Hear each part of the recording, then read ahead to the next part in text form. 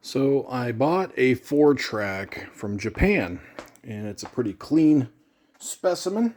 It's a Fostex XR3, and it works great. I did a lot of research. Well, I did a lot of research over a short amount of days.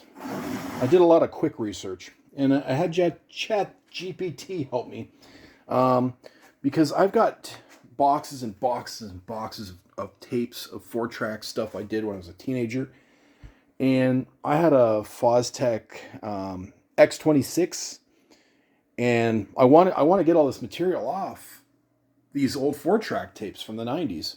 And excuse me while I just got to adjust this camera holster thing here. Girlfriend left it in a bad state.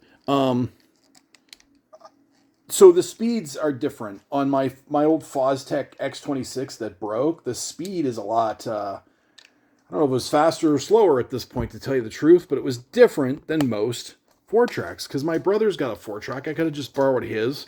I know other people with 4-tracks. I could have just borrowed theirs. But we got a speed issue. Well, we still have the speed issue in that this is going to play all my stuff way too fast. That's fine. So my other requirement is 4 distinct outs. And you can see here I've got 1, 2, 3, 4 distinct outs.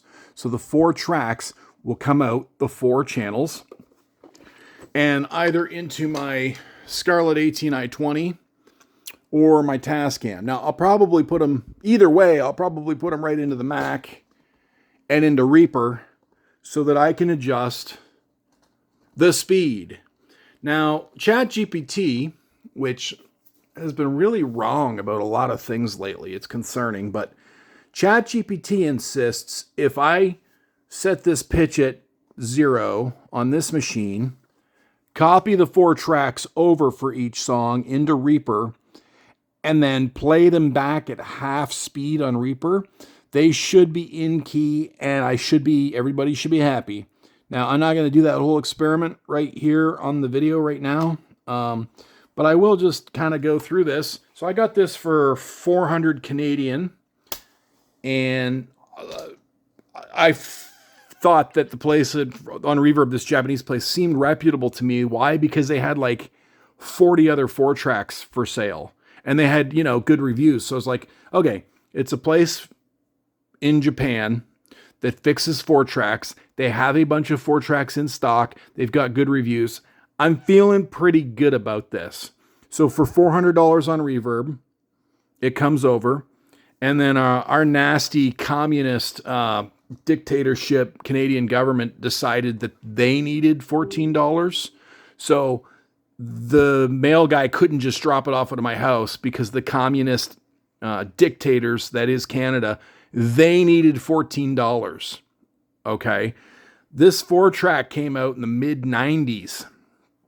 That's like, decades ago at this point. And it's used. It was repaired. I bought it from another country. And our communist criminal dictator country of Canada, who sends all our money over to Africa to study transgendered turnips, decided that they needed, I think it was 14 or 15 bucks before I could have this. They need that 14 or 15 bucks, right? To open transgendered huts in Afghanistan. And I'm not exaggerating. This is like real. This is real, that our communist dictator, idiotic country of Canada was like, not so fast. Papers, please. Papers, please. We want $15. It's highway robbery. It's bandits on the road. The Canadian government does nothing good. The only services of theirs I really use are roads. We don't really use their health care. We pay, what do you call them? Naturalists, Anyway, it's not about this. This is about buying a 4-track, and the aside story is that the Canadian government needed to help themselves to a highway robbery where they jump out of the woods and they're like, stick them up.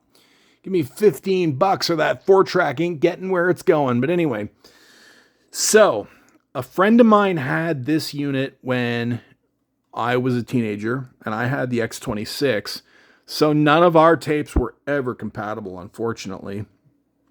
And here we are now that, and I can't get a working X26. I've looked on eBay. I've looked on Reverb. I've looked all over. All the X26s, the mechanics have blown up. And that's what happened to my X26. And my buddy had an X26. I think the same thing happened to his. The point is no one has a work X26 that I know about. So I had to get the XR3.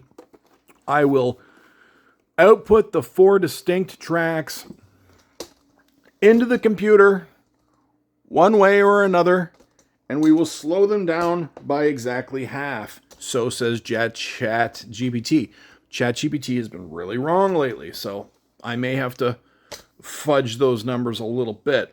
Hey, let's just fire this up and play it a little bit, though. So right now I'm just coming out the stereo. Let's turn it on. And the girlfriend was down here messing with stuff. So I hit the wrong button, so I can't blame her. I can't blame her for this one. I hit the wrong button. All right. I got a tape in here. It's rewound.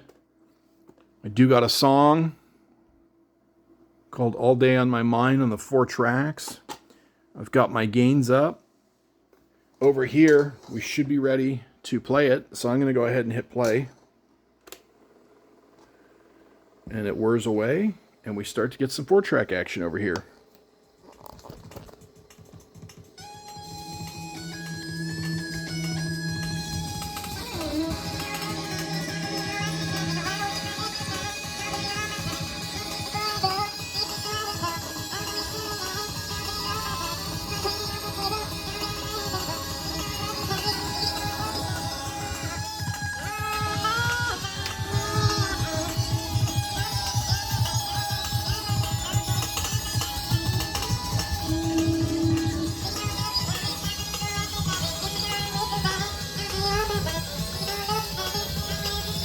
I'm going to slow it down.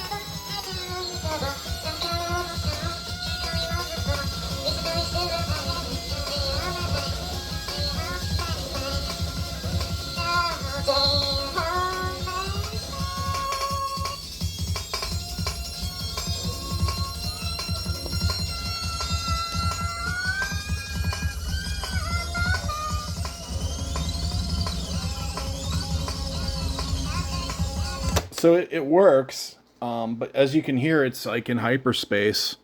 I don't know if that's double too fast, but it's fast.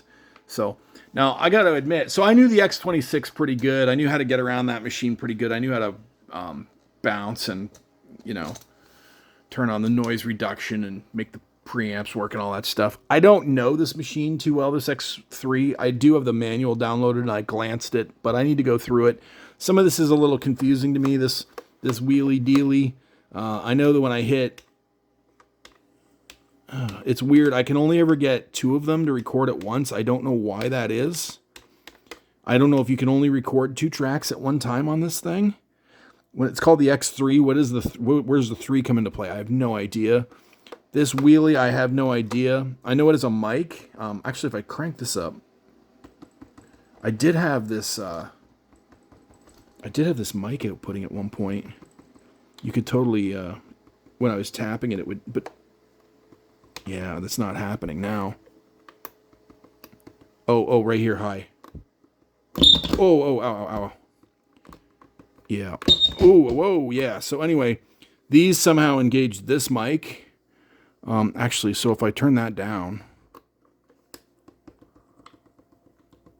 there it is. I can hear it. You probably can't hear it on YouTube, but I can hear it on the speaker.